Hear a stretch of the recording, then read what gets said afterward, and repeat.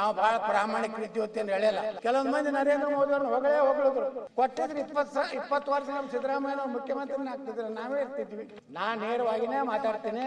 ಇದು ಬಹಳಷ್ಟು ದೊಡ್ಡ ಪ್ರಮಾಣದಲ್ಲಿ ಇವತ್ತು ಎಲ್ಲಾ ಹಗರಣಗಳು ನೋಡ್ರಿ ಅಧ್ಯಕ್ಷರ, ಮೂಡ ಹಗರಣ, ವಾಲ್ಮೀಕಿ ಹಗರಣ, ಕಸದ ಮೇಲೆ ತೆರಿಗೆ ಅದನ್ನು ಬಿಡ್ಲಿಲ್ಲ, ಕಸದ ಮೇಲೂ ಸಹ ತೆರಿಗೆ ಹಾಕುವಂತ ಸರ್ಕಾರ. ಸರ್ಕಾರಿ ಹುದ್ದೆಗಳು ಇವತ್ತು ಖಾಲಿ, ಟೆಂಡರ್ ಬರೀ ಅದನ್ನೇ ನಿಮ್ಮದೇ ಬಿಡ್ರಿ, ನೀವು ಮಾಡಿರಿ ನಾವು ಮಾಡಿವಿ, ನಾವು ಮಾಡಿಲ್ಲ ಅಂತ ಹೇಳಿಲ್ಲ. ನಾವು ಭಾಳ ಪ್ರಾಮಾಣಿಕರಿದ್ದೀವಿ ಅಂತ ಹೇಳಿಲ್ಲ. ನಾ ಹೇಳಿದೆ ಈಗ ಕೆಲವೊಂದು ಮಂದಿ ನರೇಂದ್ರ ಮೋದಿ ಅವ್ರನ್ನ ಹೊಗಳಿದ್ರು. ಹಾಗಾದ್ರೆ ನೀವು ಕರ್ನಾಟಕದಾಗ ಯಾಕೆ ಮಾಡಲಿಲ್ಲಪ್ಪ, ನರೇಂದ್ರ ಮೋದಿ ಅಂತ ಸರ್ಕಾರ ಯಾಕೆ ಕೊಡಲಿಲ್ಲ ರಾಜ್ಯದಾಗ? ಕೊಟ್ಟಿದ್ರು 20 ವರ್ಷ ನಮ್ಮ ಸಿದ್ದರಾಮಯ್ಯ ಮುಖ್ಯಮಂತ್ರಿನ ಆಗ್ತಿದ್ರು, ನಾವೇ ಇರ್ತಿದ್ವಿ. ಆದ್ರೆ ಏನು ಮಾಡೋದು?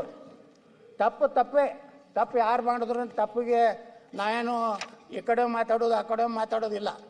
ನಾನು ನೇರವಾಗಿಯೇ ಮಾತಾಡ್ತೀನಿ. ನಾನು ಮುಖ್ಯಮಂತ್ರಿಗಳಿಗೆ ವಿನಂತಿ ಮಾಡ್ಕೋತೀನಿ, ನೀವು ಈ ಗುತ್ತಿಗೆದಾರರ ಮಾಂಗಲ್ಯವನ್ನು ಉಳಿಸುವಂಥ ಕೆಲಸ ಮಾಡಿ. ಗುತ್ತಿಗೆದಾರರು ಪೇಮೆಂಟ್ ಒಂದು 50% ಕೊಡಿ, ಏನಾದರೂ ಮಾಡಿ. ಯಾವುದಾದ್ರೂ ಸಂಪನ್ಮೂಲ, ಇವತ್ತು ನೋಡಿ ಕೃಷ್ಣ ಮೇಲ್ದಂಡೆ ಯೋಜನೆ ನೀವು ಹೇಳಿದಿರಿ, 30 ಲಕ್ಷ ಒಣ ಭೂಮಿಗೆ, 40 ಲಕ್ಷ ನೀರಾವರಿ ಭೂಮಿಗೆ ಕೊಡಬೇಕನ್ನೋಂಥ ಒಂದು ಒಳ್ಳೆಯ ನಿರ್ಣಯ ಮಾಡಿರಿ, ಅದು ನಾವು ಸ್ವಾಗತ ಮಾಡ್ತೀವಿ.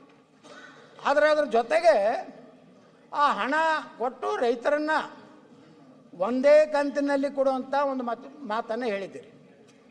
ನೀವು ಒಂದು ಕಡೆ ಒಂದೇ ಕಂತಿನಲ್ಲಿ ಜಮೀನು ಹಣ ಕೊಡಬೇಕಾದ್ರೆ ಆಲಮಟ್ಟಿ 524.256 ಎತ್ತರದ ಕಾಮಗಾರಿಯನ್ನು ಸಮಾನವಾಗಿ ತಗೋಬೇಕಾದ್ರೆ ಗುತ್ತಿಗೆದಾರರ ಪೇಮೆಂಟ್ ಬಗ್ಗೆ ಸರ್ಕಾರ ತಮ್ಮ ಉತ್ತರದಲ್ಲಿ ನಾವು ಹೇಳಬೇಕು ಅನ್ನೋಂಥ ವಿನಂತಿಯನ್ನು ಮಾಡ್ಕೋತಾ ಇದ್ದೀನಿ.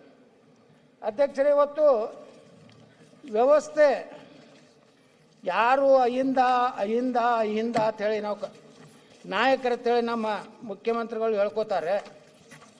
ಇವತ್ತು ಅಹಿಂದ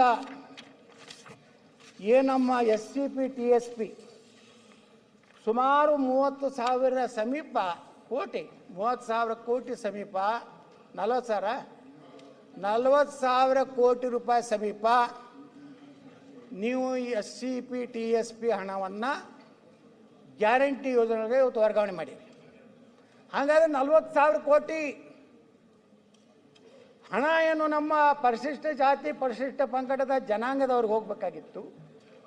ಅವರು ಆರ್ಥಿಕವಾಗಿ ಶೈಕ್ಷಣಿಕವಾಗಿ ಅವರು ಸಹ ಸಮಾಜದಲ್ಲಿ ಸಮಾನತೆಯಿಂದ ನೆಮ್ಮದಿಯಿಂದ ಜೀವನ ಮಾಡಬೇಕಾದಂಥ 40,000 ಕೋಟಿ ರೂಪಾಯಿ ಇವತ್ತು ನೀವು ಡೈವರ್ಟ್ ಮಾಡಿದ್ರಿಂದ ಈ ರಾಜ್ಯದ ಪರಿಶಿಷ್ಟ ಜಾತಿ ಪರಿಶಿಷ್ಟ ಪಂಗಡದ ಇವತ್ತು ಸಮುದಾಯಗಳಿಗೆ ನಿಮ್ಮ ಕೈಯಲ್ಲಿ ನೀವೇ ಸಾಮಾಜಿಕ ನ್ಯಾಯ ತಿಳ್ಕೊಂಡಿದ್ದೀರಿ.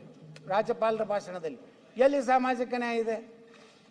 ಅವ್ರಿಗೆ ಸಿಗಬೇಕಂತ ನ್ಯಾಯಯುತ ಪಾಲನ್ನು ಆ 40,000 ಕೋಟಿ ರೂಪಾಯಿನ ಸರಿಯಾಗಿ ನಮ್ಮ SC ST ಜನಾಂಗಕ್ಕೆ ಅವರ ಅಭಿವೃದ್ಧಿಗೆ, ಆರ್ಥಿಕವಾಗಿ ಅಭಿವೃದ್ಧಿಗೆ, ಶಿಕ್ಷಣಕ್ಕೆ ಖರ್ಚು ಮಾಡಿದರೆ, ಒಳ್ಳೆ ಹಾಸ್ಟೆಲ್ ಕಟ್ಟಿದ್ರೆ, ಒಳ್ಳೆ ಶಿಕ್ಷಣ ಕೊಟ್ಟಿದ್ರೆ ಬಹುಶಃ ನಮ್ಮ ರಾಜ್ಯದ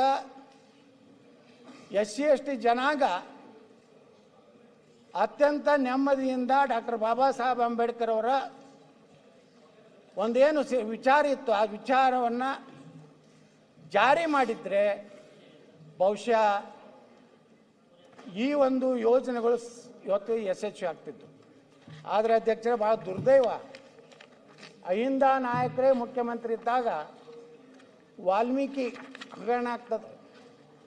ಸುಮಾರು 184 ಕೋಟಿ ರೂಪಾಯಿಯಲ್ಲಿ ಮಾನ್ಯ ಮುಖ್ಯಮಂತ್ರಿಗಳೇ ಒಪ್ಪಿಕೊಂಡಂತೆ ಸುಮಾರು 85 ಕೋಟಿ ರೂಪಾಯಿ ಅವ್ಯವಹಾರ ಆಗ್ತದೆ. CBIದು ತನಿಖೆ ನಡೆದಿದೆ. ಇದು ಬಹಳಷ್ಟು ದೊಡ್ಡ ಪ್ರಮಾಣದಲ್ಲಿ ಇದರಲ್ಲಿ ಭ್ರಷ್ಟಾಚಾರ ಆಗಿದೆ ಅನ್ನುವಂಥ ಒಂದು ಕಳಂಕ ಇವತ್ತು ನಿಮ್ಮ ಸರ್ಕಾರಕ್ಕೆ ತಟ್ಟಿದೆ.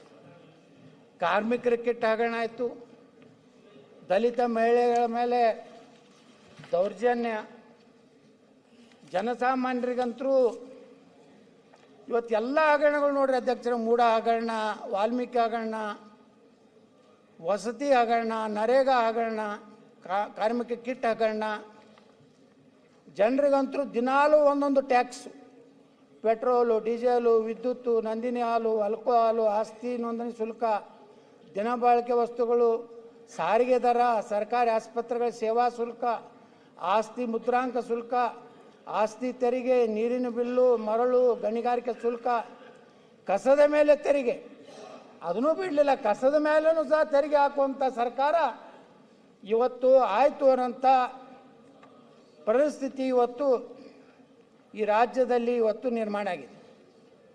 ಇವತ್ತು ಅಧ್ಯಕ್ಷರ, ರಾಜ್ಯದಲ್ಲಿ ಸುಮಾರು 2 ಲಕ್ಷ ಸರ್ಕಾರ ಕೊಟ್ಟಂಥ ಒಂದು ಅಂಕಿ ಸಂಖ್ಯೆಗಳ ಪ್ರಕಾರ ಸುಮಾರು 2,82,000 ಸರ್ಕಾರಿ ಹುದ್ದೆಗಳು ಇವತ್ತು ಖಾಲಿ ಇವೆ. ಆದರೆ ಈ 2,82,000 ಹುದ್ದೆಗಳನ್ನು ತುಂಬುವಂಥ ಪ್ರಾಮಾಣಿಕ ಪ್ರಯತ್ನ ಈ ಸರ್ಕಾರದಿಂದ ಆಗ್ತಾ ಇಲ್ಲ. ಇವತ್ತು ಲಕ್ಷಾಂತರ ನಿರುದ್ಯೋಗಿ ಯುವಕರು ಇವತ್ತು ಧಾರವಾಡದಲ್ಲಿ ಹೋರಾಟ ಮಾಡಿದ್ರು. ಮುಂದೆ ಬೆಳಗಾವಿಯಲ್ಲಿ ಮಾಡದಂತೆ ಯಾವುದೇ ಜಿಲ್ಲೆಯಲ್ಲಿ ನಿರುದ್ಯೋಗ ಯುವಕರು ಹೋರಾಟ ಮಾಡ್ತೀನಿ ಅಂದರೆ ಅದನ್ನು ಪೊಲೀಸರ ಬಲ ಉಪಯೋಗ ಮಾಡಿ ಇವತ್ತು ಅವರ ಒಂದು ನಿರುದ್ಯೋಗಿ ಯುವಕರು ಉದ್ಯೋಗ ಸಲುವಾಗಿ ಅವರ ಹೋರಾಟವನ್ನು ಹತ್ತಿಕ್ಕುವಂಥ ಕೆಲಸ ಈ ರಾಜ್ಯದಲ್ಲಿ ಆಯಿತು. ಮಹಿಳೆಯರ ಮೇಲೆ, ಮಕ್ಕಳ ಮೇಲೆ ನಿರಂತರವಾಗಿ ದೌರ್ಜನ್ಯ, ಅತ್ಯಾಚಾರ ಈ ರಾಜ್ಯದಲ್ಲಿ ನಡೀತಾ ಇದೆ. ಬಾಣಂತಿಯರ ಸಾವು, ಪ್ರತಿಷ್ಠೆಗಾಗಿ RCB ಅಭಿಮಾನಿಗಳ ಬಲಿ, ಬ್ಯಾಂಕುಗಳ ಲೂಟಿ, ಹಾಡೋಗಲೇ ದರೋಡೆಗಳು,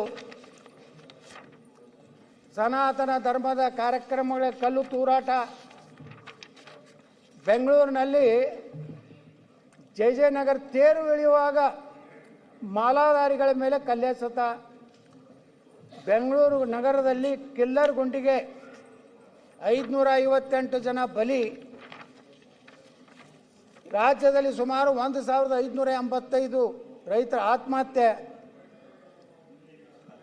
ರಾಜ್ಯದಲ್ಲಿ ಕನ್ನಡ ಸರ್ಕಾರಿ ಶಾಲೆಗಳಿಗೆ ಸರಿಯಾದ ಶಾಲಾ ಕೋಣೆಗಳ ವ್ಯವಸ್ಥೆ ಇಲ್ಲಾರ್ದಂಥ ಅಧೋಗತಿಗೆ ಇಳಿದಂಥ ಪರಿಸ್ಥಿತಿ. ಇವತ್ತು IT-BT ಕಂಪ್ನಿಗಳ ಬಗ್ಗೆ ಈ ರಾಜ್ಯದ ಉಪಮುಖ್ಯಮಂತ್ರಿಗಳು ಏನು ಬೇಕಾದ ಬಾಯಿಗೆ ಬಂದಂಗೆ ಏನೊಂದು ಉಪಮುಖ್ಯಮಂತ್ರಿಯಾಗಿ ಎಷ್ಟು ಗೌರವಯುತವಾಗಿ ಯಾವುದೇ ಒಂದು ಜನರ ಬೇಡಿಕೆ ಬಂದಾಗ ಅಧ್ಯಕ್ಷರೇ ಗೌರವಯುತವಾಗಿ ಮಾತಾಡುವಂಥದ್ದು ಇಲ್ಲ. ಈ ಒಂದು ಕಡೆ ಹೇಳ್ತಾರೆ, ಅಜೀಂ ಪ್ರೇಮ್ಜಿ ಅವರು ಸುಮಾರು 1,500 ಕೋಟಿ ರೂಪಾಯಿ ಇವತ್ತು ಮೊಟ್ಟೆ ಖರೀದಿಗೆ ಈ ರಾಜ್ಯ ಸರ್ಕಾರಕ್ಕೆ ಸಹಾಯ ಮಾಡಿದ್ದಾರೆ. ಅವರಿಗೆ ನೀವು ಹೇಳ್ತೀರಿ ಕಿರಣ್ ಮಜುಮ್ದಾರ್ ಅವ್ರಿಗೆ ಏನು ಮೋಹನ್ ದಾಸ್ ಪೈ ಅವರಿಗೆ ಹುಷಾರ್, ಭಾಳ ಮಾತಾಡಿದ್ರೆ ಕಿತ್ಕೊಂಡು ಹೋಗ್ತಿದ್ರು ಹೋಗಿ.